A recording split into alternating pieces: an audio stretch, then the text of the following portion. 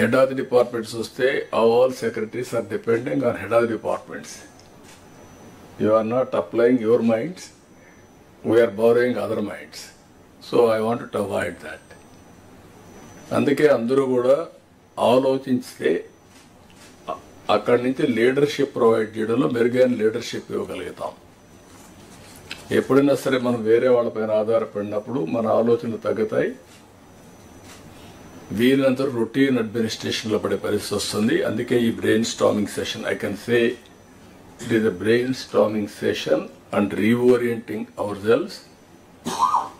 ఏం చేయబోతాం క్లారిటీ రావడానికి సమావేశం పెట్టుకున్నాం. 8 నెలలుగా ఎగ్జాక్ట్గా నేను ఎవ్రీ అవర్ క్యాలిక్యులేట్ చేసుకుంటున్నాను. బై టుమారో 12వ తారీఖు నేను ప్రమాణ స్వీకారం చేసి 8 months అవుతుంది. కొత్త గవర్నమెంట్ వచ్చి 8 months అవుతుంది. ఇచ్చిన తీర్పు కూడా మీరు చూస్తే ఒక హిస్టారికల్ మ్యాండేట్ ఇచ్చారు. ఇటీవల కాలంలో ఎప్పుడు కూడా ఇలాంటి మ్యాండేట్ రాలేదు. 93% స్ట్రైక్ రేట్. 93% స్ట్రైక్ రేట్ వచ్చిందంటే ఇక్కడుండే all of us including secretaries గడిచిన 5 సంవత్సరాల పరిపాలన ప్రజలు యాక్సెప్ట్ చేయలేదు. అందుకనే టోటల్గా రిజెక్ట్ చేసి మళ్ళీ ఒక న్యూ హోప్స్ పెట్టుకొని ముందుకు వచ్చే పరిస్థితికి వచ్చారు. మేము కూడా మీరు చూస్తే వచ్చిన తర్వాత ఇది ఫస్ట్ టైం కాదు. నేను 95లో ఫస్ట్ టైం సీఎం అయ్యాను, 99లో అయ్యాను, 2014లో అయ్యాను, 2019లో అయ్యాను. అయితే డిఫరెంట్ టైమ్స్ డిఫరెంట్ ఛాలెంజెస్ ఉన్నాయి, కానీ ఇన్ని ఛాలెంజెస్ ఎప్పుడూ రాలేదు. ఒక పక్కన మొరేల్ ఆఫ్ ది ఆఫీసర్స్, ఇంకో పక్క some of the departments are defunct, some of the programmes are derailed. Government of India నుంచి మనం గుర్తుపెట్టుకోవాల్సింది ఎప్పుడు కూడా సెంటర్ స్టేట్ రెండు కూడా 3 గవర్నమెంట్లు ఉంటాయి. Local self government, state government, central government. Central government వాళ్ళ ప్రోగ్రామ్స్ వాళ్ళు కన్సీవ్ చేస్తారు, స్టేట్ గవర్నమెంట్ మన ప్రోగ్రామ్స్ చేస్తాం, సెంట్రల్ గవర్నమెంట్ ప్రోగ్రామ్స్ అనుసంధానం చేసుకుంటాం. దగ్గర 90 సెంట్రలీ స్పాన్సర్ స్కీమ్స్ ఉంటే టోటల్గా అన్నీ కూడా డిఫంక్ట్ అయిపోయినాయి. ఫండ్స్ డైవర్ట్ చేసే పరిస్థితికి వచ్చారు. వీటన్నింటిపైన మనం ఒక 7 వైట్ పేపర్స్ అన్ని పబ్లిసైజ్ చేశాం. పబ్లిక్ కూడా మనం గుర్తుపెట్టుకోవాల్సింది, ఒకసారి పనిష్ చేశాం, మీరు వచ్చారు, మొత్తం సరిచేస్తారనే ఉద్దేశంతో మీకు మ్యాండేట్ ఇచ్చామనే అభిప్రాయంతో ఉంటారు. అది ఉన్నప్పుడు మనం ఎక్స్ట్రా ఎఫర్ట్స్ పెట్టాల్సిన బాధ్యత మనందరిపైన ఉంది. అందుకే మనం 8 months నుంచి దగ్గర almost all central sponsor schemes అని సెట్ చేశాం. ఇంకొక పక్కన అడ్మినిస్ట్రేషన్ కూడా ట్రాక్లో పెట్టడానికి ప్రయత్నం చేశాం. రైట్ మ్యాన్ని రైట్ పొజిషన్లో పెట్టే ప్రయత్నం కూడా చేస్తున్నాం. కలెక్టర్స్ కాన్ఫరెన్స్ పెట్టుకొని చాలా క్లారిటీ ఇచ్చాం. ఈరోజు మనం ఇవి చేస్తూనే షార్ట్ టర్మ్లో ఏం చేయాలని అవన్నీ కూడా సెట్ చేసి లాంగ్ టర్మ్ 2047 స్వర్ణ ఆంధ్రప్రదేశ్ కూడా డాక్యుమెంట్ తయారు చేశాం మీ అందరి భాగస్వామ్యంతో. Viksit Bharat government of India తయారు చేశారు, మనం స్వర్ణ ఆంధ్రప్రదేశ్ తయారు చేశాం. వికసిత్ భారత్లో చాలా స్పష్టంగా ఏమేం చేయబోతాం వాళ్ళు చెప్పారు. మనం స్వర్ణ ఆంధ్రప్రదేశ్లో మనం క్లారిటీ ఇచ్చాం. అయితే ఇక్కడ మనందరం గుర్తుపెట్టుకోవాల్సింది, ఈ రిసోర్స్ అని మొబిలైజ్ చేసి 15% మన ఎకానమీ సస్టైన్ కావాలి అంటే, తిరిగి చేసిన డెట్ రీపే చేసి మళ్ళీ మనం ముందుకు పోవాలంటే 15% గ్రోత్ రేట్ ఉండాల్సిన అవసరం ఉంది. CAGR 15% గ్రోత్ ఉంటే ఎంత డిఫరెన్స్ ఉందో ఫైనాన్స్ డిపార్ట్మెంట్, ప్లానింగ్ డిపార్ట్మెంట్ ఒకసారి ఎక్స్ప్లెయిన్ చేస్తారు.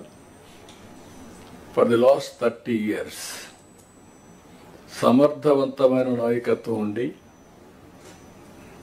కంటిన్యూగా గవర్నమెంట్ కంటిన్యూ అయితే CAGR ఎంత డిఫరెన్స్ వస్తుందో ఒకసారి మీరు చూస్తే same policies for the country, same bureaucracy, same resources, but difference is 4 times 5 times.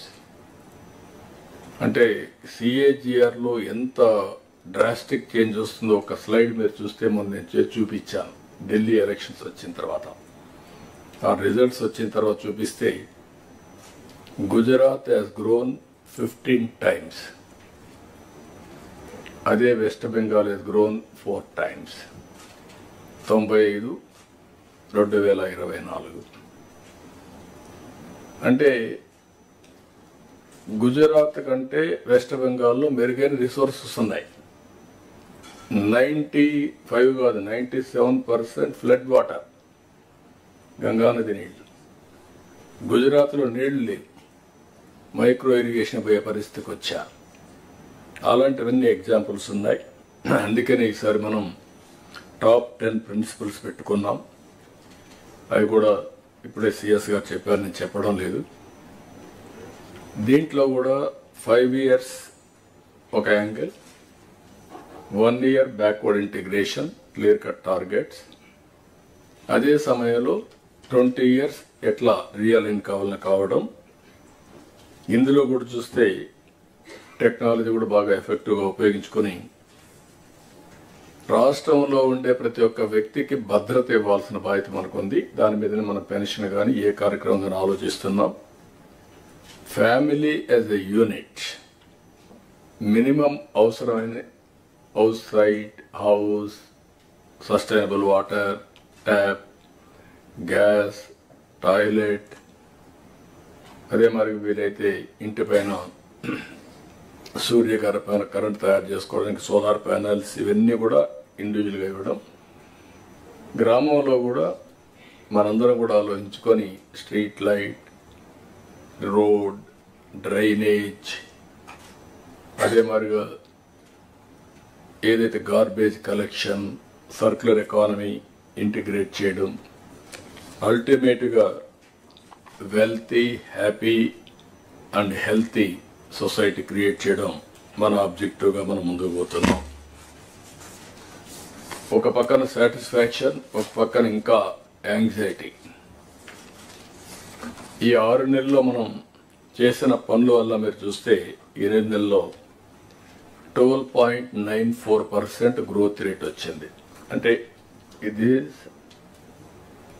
Advance estimates. అదే సమయంలో జరిగిన డిస్ట్రక్షన్ వల్ల ఇంకా రెవెన్యూస్ పెరగడం లేదు. ఈరోజు కూడా నేను చూస్తే ఒక సంవత్సరం ఇండస్ట్రియల్ గ్రోత్ రేట్ చూస్తే అన్ని స్టేట్స్ కాస్తో కూస్తో పాజిటివ్గా ఉన్నాయి. ఆంధ్రప్రదేశ్ 2.94 మైనస్, అంటే ఉండే యూనిట్ కూడా క్లోజ్ అయినాయి. దీనివల్ల ఆటోమేటిక్గా చాలా సమస్యలు వచ్చే పరిస్థితి వస్తుంది. అవన్నీ కూడా ఓవర్కమ్ కావాల్సిన బాధ్యత మన మీద ఉంది. అందుకే నేను మిమ్మల్ని అందరినీ కోరుతున్నా, ఇంతవరకు మనం ఎఫర్ట్ పెట్టాం, ట్రాక్లో పెట్టే ప్రయత్నం చేశాం. అయితే ఇంకా స్పీడ్ పెంచాల్సిన అవసరం ఉంది. ప్రతి ఒక్క సమస్యని యాజ్ ఇట్ ఈజ్ మీరు ఆలోచిస్తే రొటీన్ సమాధానం వస్తుంది. అట్లా కాకుండా ఇన్నోవేటివ్గా ఆలోచించే పరిస్థితి రావాలి. ఇలాంటి సమావేశంలో మళ్ళీ మనందరం కలిసి కలెక్టివ్గా మేధోమథనం చేస్తే చాలా వరకు న్యూ ఐడియాస్ కూడా వస్తాయి. అందరిలో కూడా అనునిత్యం లెర్నింగ్ అనేది జీవితాంతం నేర్చుకోవాల్సిన అవసరం ఉంది. మాకు తెలుసు అని అహం ఉంటే అక్కడి నుంచి మనందరం కూడా డిటరేషన్ స్టార్ట్ అవుతుంది. కాబట్టి ఈ విషయం కూడా మీరు గుర్తుపెట్టుకోవాల్సిన అవసరం ఉంది.